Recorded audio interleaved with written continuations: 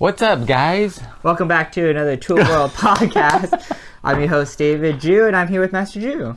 How's it going there, Mr. Jew? I was trying to get a little heads up or a head start. But you started for us. Alright, so there's a little conversation going on regarding when do you execute the blocks after a flying technique, right? And so you kind of have a couple different categories. You have after a flying kick, you have when you just jump straight up. So let's start with when you jump up and you don't do any kicks or anything. Let's say Chung Mu, where you jump up 360, land in the knife hand guarding block, or in Kodong, when you jump up 180 degrees, our knife hand strike.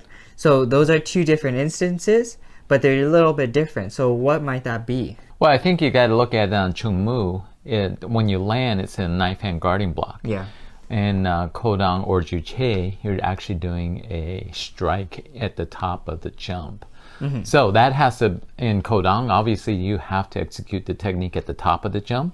Mm-hmm. And it does say just leave the arm out as you land. So that's more of a pattern aesthetic, mm-hmm. right? Yeah. Chung Mu is a little bit different because why do you jump and spin around and then you land and block? First of all, why did we spin 360 and towards our back? There's been some discussions on that as well. Couldn't you just jump up and avoid maybe someone sweeping your leg with a bow staff or something like that? Yeah. And so why spin around? Well, I always kind of think of it, yes, you could just jump up. The other thing is that by spinning around, you're also kind of clearing the area, kind of like if you watch basketball players when they get a rebound mm-hmm. and they're swinging their body. Well, nobody wants to be around that or they'll get hit. And it also kind of lets you see what's kind of around you. Mm-hmm. That's another possible answer to that. And obviously, I've also heard that by jumping and spinning around like that you are so athletically gifted that the person that you're dealing with is going to go, wow, oh my gosh, I should not deal with this person and run away. I don't think that's a bad point. I think that's okay. I mean, you think about it, you get into a sparring match. The person throws out a reverse turning kick. You automatically know, oh, I got to watch out for all these other kicks. Yeah, if the guy does not look like he's that flexible, there's not many kicks coming at you, and so you could change your idea or what you're fighting about. No, that's true. I remember a world championship. I forgot. He was fighting one of our guys, and he was doing these 360 spins. It was like multiple. He wasn't kicking. He was just spinning around, and my guy was like, what the heck? And all of a sudden, bang, he got hit. And he's just spinning around, no kicks, just spinning. And then all of a sudden, here comes the kick, and boom, hits him in the head. Anyway, so that's the 360 spin on Chung Mu and Kodong, right? So there's differences because your goal is a little bit different. Right. Now, how about after a flying kick? Because it is possible.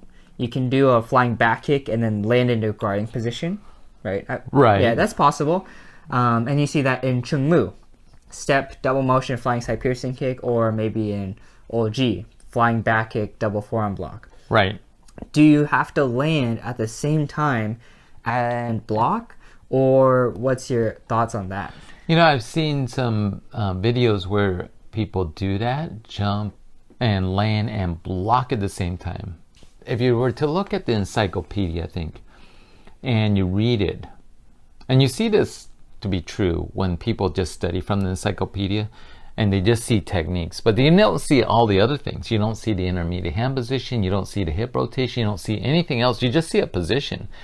And so sometimes you just see students that they do movements, they take a step and then their arm is out. But obviously you go, well, where was the power, or how does that really work? Mm-hmm. It's just a pose in a way. Mm-hmm.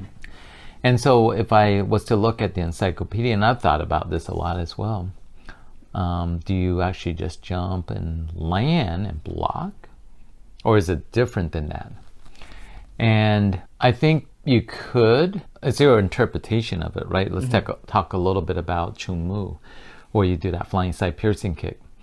The encyclopedia does say double motion, so the one leg's got to come up and out, and then you're supposed to land, right?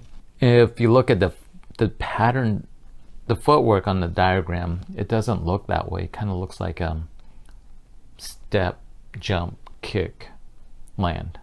I think that's the way it looks like.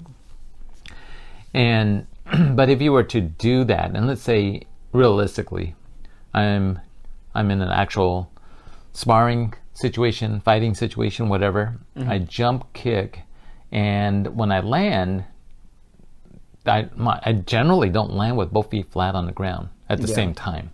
Sometimes you can do that. Like if I jump, spin around, do that 360 spin on Chungmu, and then I can land. And I mean, that's a hard part because you have to spin around 360 degrees, and then the hand technique has to go in the opposite direction and then land and block. Right? It's a little hard. That's a hard technique to do. But can you do it? And I think you can. But when I start doing kicks, generally one leg lands, the other leg follows. Especially if you're moving forward or backwards. Right. If you're in the same place, I think it's possible. Like if you jump just straight up and you just do the kick, it's easier to land both feet. But if I'm starting to move forward or moving backwards, then it's a little harder. Land. It is a little harder. You Right. have to land one foot first. Yeah. Well, that also depends on like hang time. I know you have pretty good hang time. Actually, everyone falls the same rate. It's just how you can execute your body in the air. How much tuck do you have? So yeah, I can jump up. Let's say I'm just jumping up, kicking with our lead leg, side piercing kick. If I jump high enough and I tuck that leg up, I might have enough time to bring it back down and land both feet at the same time. But when you're starting to do like you said, moving forward, that's going to be a lot harder, especially if you want to try to break something or whatever and land with both feet. It's, not that it can't be done, but probably not the way, as far as those patterns are concerned, it's done. I think that's why you have to have lots of resources, right? And specifically what we do under what General Che's Taekwondo, right? Under ITF, right? You have the encyclopedia, and that's going to explain certain things, but you may not actually see it visually. And so I'll always kind of go back to the Komdo video that General Che oversaw. And yeah, there's going to be some things that aren't the way we do it now, or there might be some questions that you would do certain things. However, I think he also knew exactly what he was looking for. And then so if you watch that, like the jump, flying side piercing kick in Chung Mu, you see that the one foot lands and then the following foot follows suit. And at that point in time, that's when you execute the block. It's not land block at the same time. Both feet landing and blocking at the same time. I think that if that's what he wanted, I think he would have said, no, that's not what I want. I want this. Right. That's true. That's true. Is it wrong to go back and redo the Komdo videos? Or what kind of standard would... You know what I mean? No, I don't think it's necessarily wrong to go back and fix certain things. They are really old. They're really, they're like... But if you want to preserve the legacy of what General Che... And then we all have different interpretations in some ways. Yeah. Right? So a good case would be in Wa Rong, where you have the back heel up, or is it back heel down?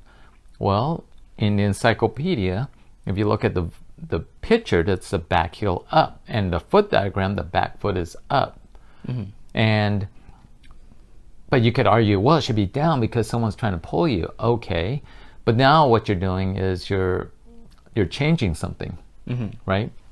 Is that wrong? Well, no, not necessarily wrong. It's just that you're creating something different. That's like music. Yeah. Right? If the Beatles played a certain song a certain way, and you go, no, I think I like it this way. Okay, you can do that. Yeah. But the thing is that it's no longer the Beatles, it's something else. Well, those are interesting thoughts. So let us know what your thoughts are on for blocking and jumping and kicking. Don't forget to be safe. Keep training. And we'll see you guys next week. Take one.